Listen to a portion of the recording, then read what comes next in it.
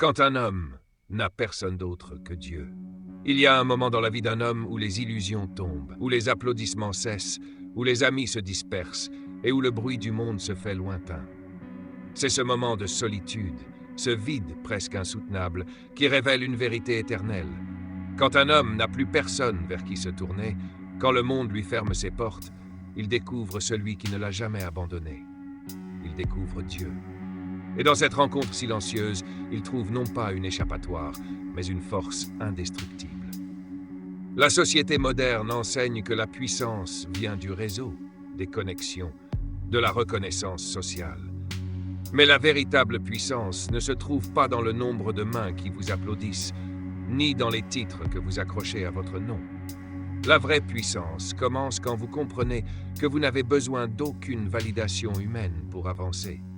Elle commence quand vous reconnaissez que votre seul véritable allié, c'est celui qui a créé le souffle même dans vos poumons. Napoléon Hill l'a écrit, et l'histoire l'a prouvé. Les grandes victoires naissent dans les silences intérieurs, dans les retraites forcées, dans les moments où un homme se tient seul devant son destin. Pensez à Abraham Lincoln, qui avant de devenir président, subit faillite après faillite, défaite après défaite. Le monde l'appelait un perdant. Mais dans ces années obscures, il a forgé une résilience qui ne peut venir que d'un dialogue secret avec une force supérieure. Car ce que Dieu construit dans le secret, aucun homme ne peut le détruire en public. Regardez Edison. Des milliers d'échecs, des nuits blanches, des moqueries. Mais au lieu de sombrer dans la peur, il a trouvé dans chaque tentative une leçon, un signe, une confirmation silencieuse que son œuvre était plus grande que ses blessures. Ce n'était pas seulement l'électricité qu'il cherchait. Il cherchait à prouver qu'un homme soutenu par une conviction intérieure, enraciné dans quelque chose de plus haut que lui, devient inarrêtable. Et vous qui écoutez ma voix maintenant, vous sentez peut-être ce poids, les déceptions, les trahisons, la solitude, l'incertitude de l'avenir. Vous avez peut-être frappé à 1000 portes, et aucune ne s'est ouverte. Vous avez peut-être vu des visages aimés se détourner, des promesses se briser, des rêves s'effondrer. Mais si vous êtes arrivé à ce point où il ne reste personne, comprenez ceci. Ce n'est pas la fin, c'est le commencement. Car c'est précisément dans ces instants que Dieu se révèle. Quand un homme n'a plus personne, il apprend enfin à écouter la seule voix qui compte. Cette voix n'est pas toujours tonitruante, ni spectaculaire. Elle est parfois douce comme un murmure. Mais elle porte une autorité qui brise les chaînes invisibles, les chaînes de la peur, du doute, de la dépendance aux autres. Et une fois que vous l'entendez, une fois que vous osez lui répondre, le monde ne peut plus jamais vous définir. Tout commence dans l'esprit. Napoléon Hill l'a dit, tout ce que l'esprit peut concevoir et croire, il peut l'accomplir. Mais il y a un secret que peu osent dire. L'esprit humain est instable quand il repose uniquement sur lui-même. Il a besoin d'un ancrage, d'un roc inébranlable. Ce roc, c'est Dieu. Sans lui, la vision se trouble, l'ambition s'éparpille, la discipline s'épuise. Avec lui, même dans la tempête, vous avancez avec une clarté que rien ne peut obscurcir. Pensez à Henry Ford. Tout le monde lui disait que son idée de voiture pour les masses était ridicule, impossible. Mais Ford ne cherchait pas la permission du monde. Il avait cette certitude intime, presque spirituelle, que sa vision venait de plus haut. Il voyait là où les autres étaient aveugles, parce que son esprit avait appris à s'aligner sur une conviction plus grande que lui-même. Voilà pourquoi l'état d'esprit est le champ de bataille ultime. Si vous permettez au doute de régner, vous êtes déjà vaincu. Mais si vous choisissez de nourrir votre esprit de foi, de conviction, de vision, vous devenez un architecte du possible. Même face au chaos, vous tenez debout, car vous savez que vos racines plongent dans un sol éternel. C'est ici que commence la transformation. Quand vous cessez de mendier l'approbation du monde, quand vous arrêtez de mesurer votre valeur à la hauteur des applaudissements. La clarté naît quand vous réalisez que votre mission n'est pas de plaire, mais de créer. Pas de suivre, mais de mener. Pas de survivre, mais de bâtir. Dieu ne vous a pas placé ici pour être spectateur.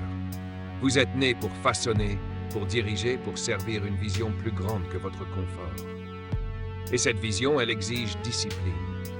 Pas une discipline sèche et militaire, mais une discipline enracinée dans l'amour du but. Chaque matin où vous choisissez de vous lever plus tôt, chaque soir où vous refusez de céder à la paresse, chaque instant où vous alignez vos actions sur votre vision, vous sculptez votre futur comme un artiste taille la pierre brute. Et c'est ici que beaucoup échouent. Ils veulent la gloire sans la solitude, le succès sans le sacrifice, la victoire sans la sueur. Mais regardez les géants de l'histoire. Carnegie, Rockefeller, Mandela, Churchill. Tous ont traversé la vallée de l'ombre. Tous ont connu la solitude. Tous ont été confrontés à des murs qui semblaient infranchissables. Mais ils ont compris que ces murs n'étaient pas là pour les arrêter. Ils étaient là pour tester leur foi. Alors quand vous sentez que vous êtes seul, que personne ne croit en vous, souvenez-vous, vous êtes exactement là où vous devez être. Parce que c'est dans ce feu que l'or se purifie. C'est dans ce désert que les leaders se forment. C'est dans cette obscurité que la vision devient lumière. La gratitude devient alors votre arme secrète. Non pas une gratitude naïve qui nie la douleur, mais une gratitude consciente qui reconnaît que même les épreuves sont des cadeaux déguisés. Quand vous remerciez pour la tempête, vous prouvez que vous croyez en la récolte à venir. Et ce simple acte de gratitude transforme votre perception. Le poids devient préparation, la perte devient leçon, le retard devient alignement. Regardez Walt Disney. Il a été licencié parce qu'on disait qu'il manquait d'imagination.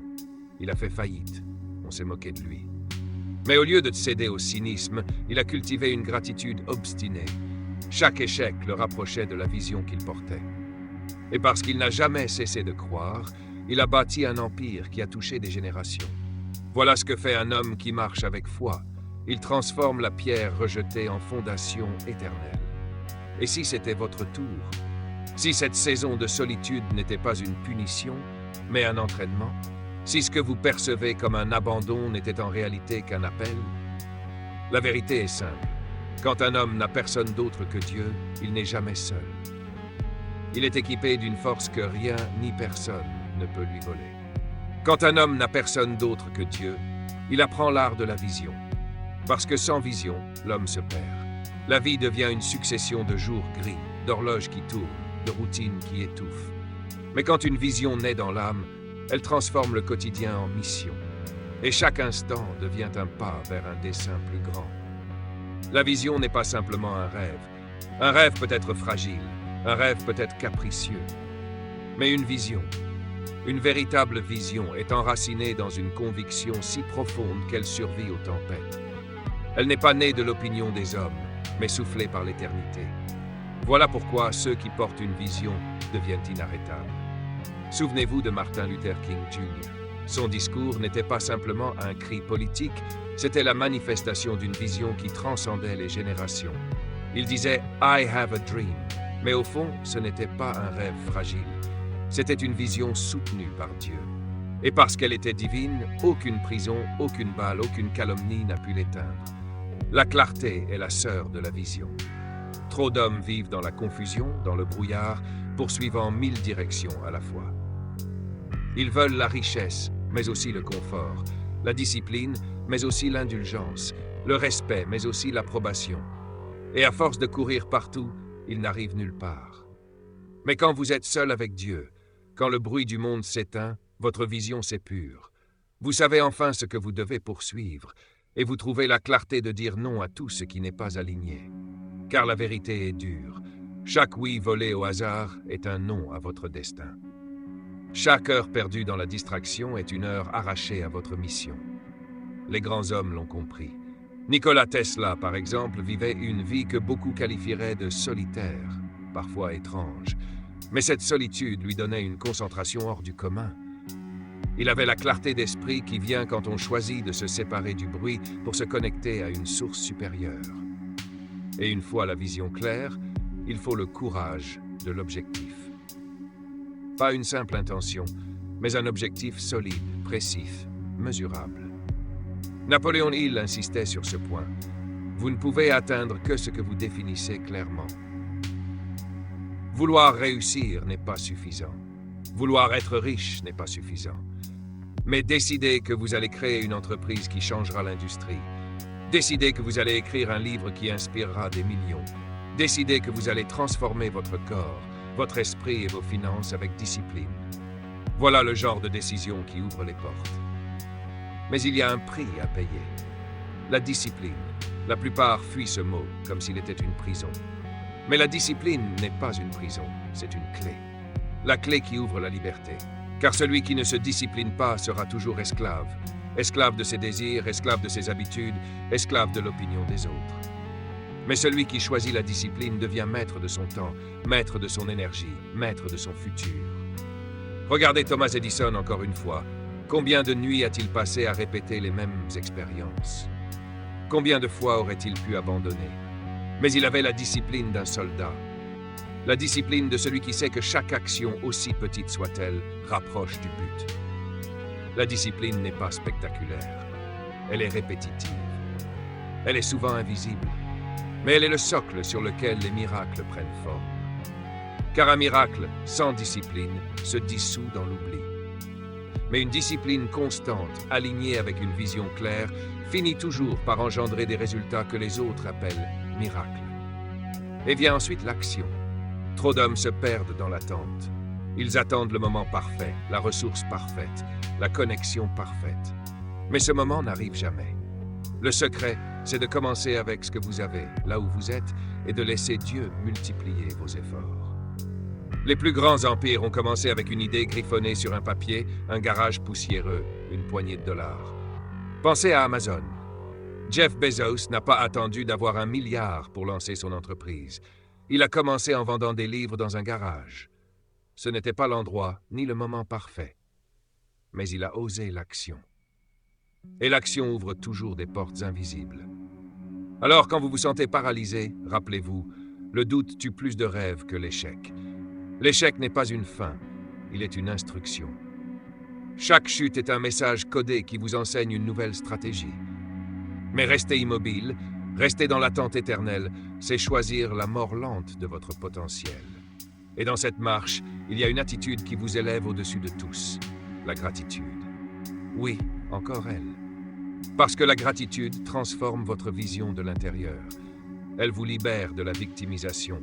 Elle vous arrache à la comparaison. Elle vous rappelle que, même dans vos épreuves, vous possédez déjà un trésor. Andrew Carnegie, l'homme d'acier, disait que chaque difficulté portait en elle la semence d'un avantage égal ou supérieur. Mais seul un esprit rempli de gratitude peut voir cette semence. Là où d'autres voient une perte, un homme reconnaissant voit une opportunité. Là où d'autres voient une trahison, il voit une purification. Là où d'autres voient un désert, il voit une préparation. Et c'est cette gratitude qui nourrit la résilience. La résilience n'est pas un don magique. Elle est une décision. La décision de ne pas plier, de ne pas abandonner, de ne pas croire les mensonges du désespoir. Elle est l'art de se relever encore et encore et encore. Pensez à Walt Disney, à nouveau. Quand il a déposé le brevet de Mickey Mouse, il n'avait aucune garantie que le monde allait aimer son personnage.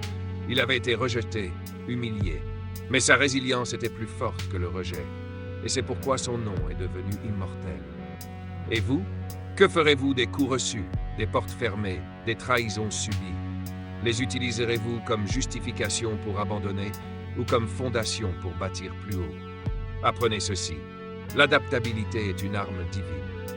Ceux qui s'accrochent à une seule méthode meurent avec elle. Mais ceux qui comprennent que la vision est fixe et que les méthodes peuvent changer deviennent inarrêtables. L'homme rigide se brise. L'homme flexible s'élève. Henry Ford voulait créer une automobile pour le peuple. Mais sa première usine, son premier modèle, ont connu des critiques terribles. Il a changé, il a ajusté, mais il n'a jamais abandonné la vision.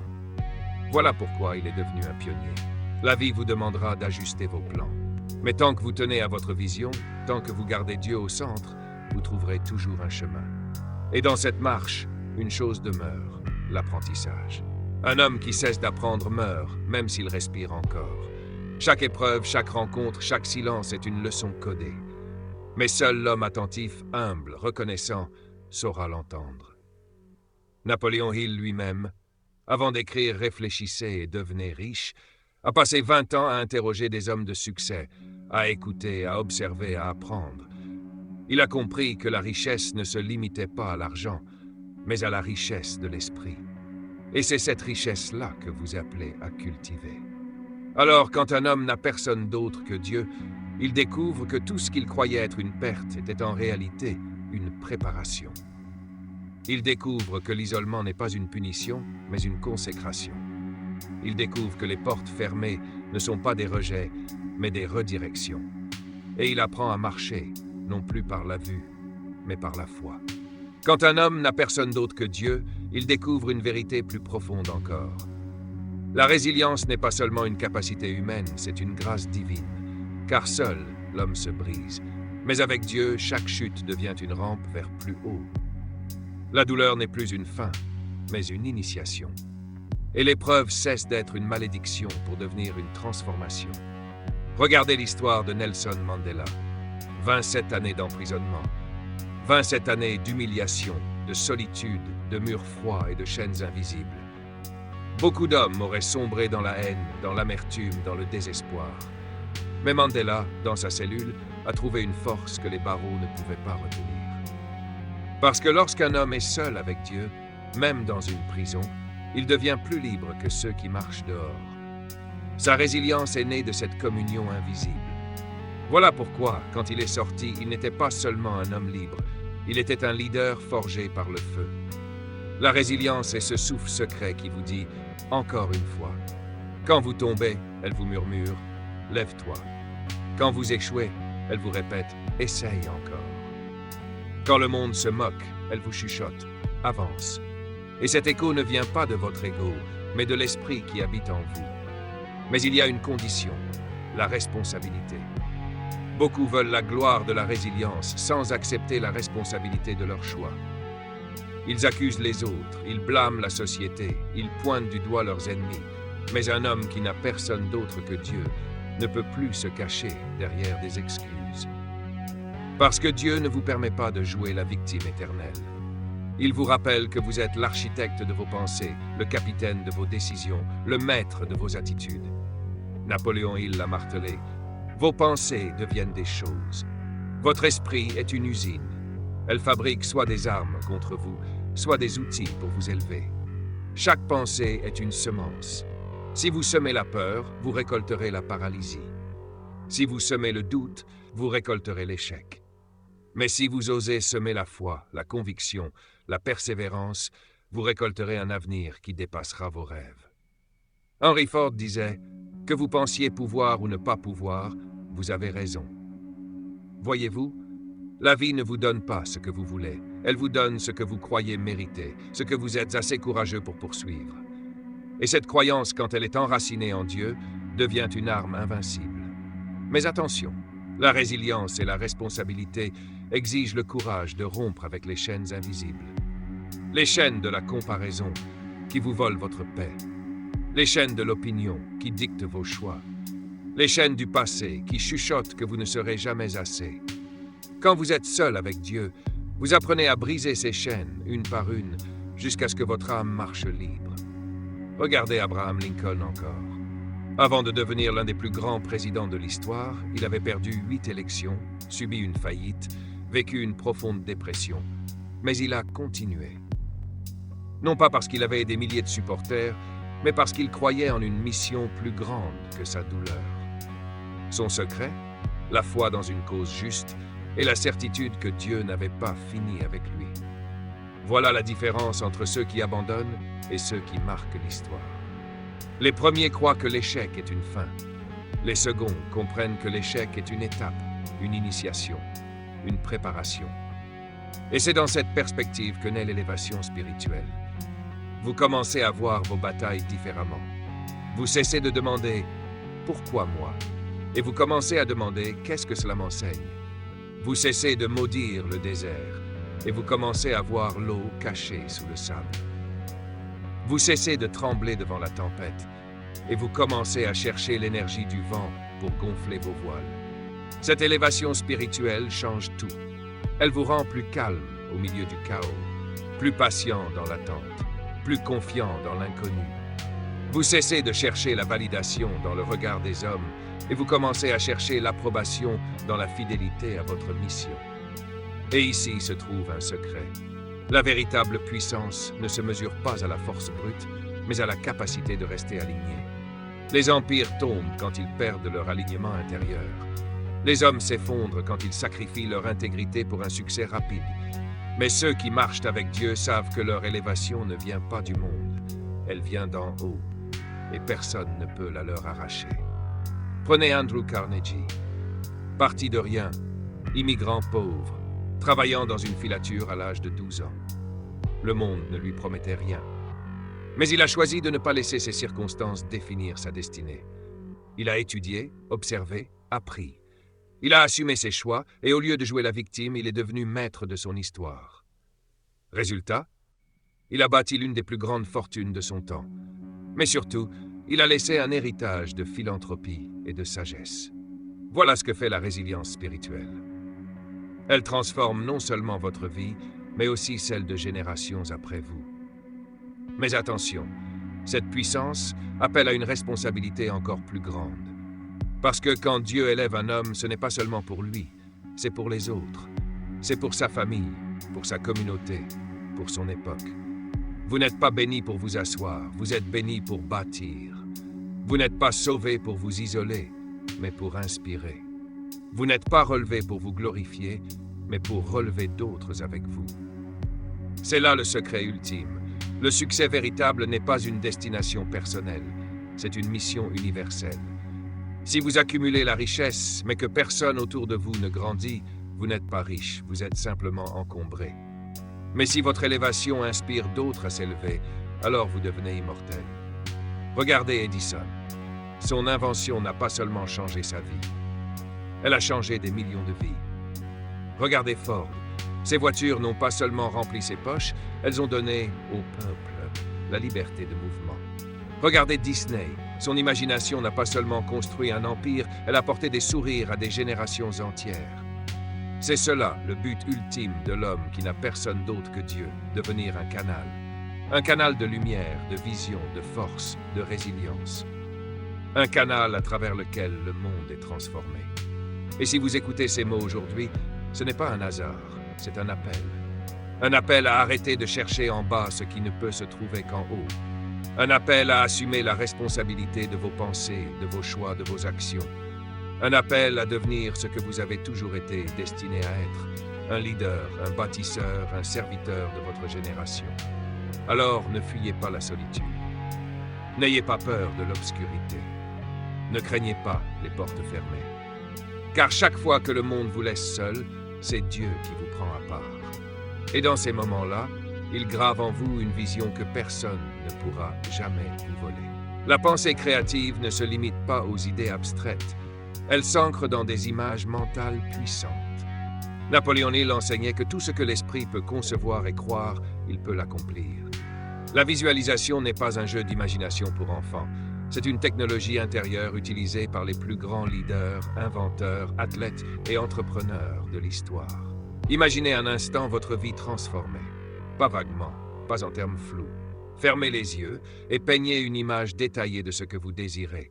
Le lieu où vous vivez, l'ambiance qui règne dans vos journées, les projets que vous menez, les personnes qui vous entourent, les émotions que vous ressentez.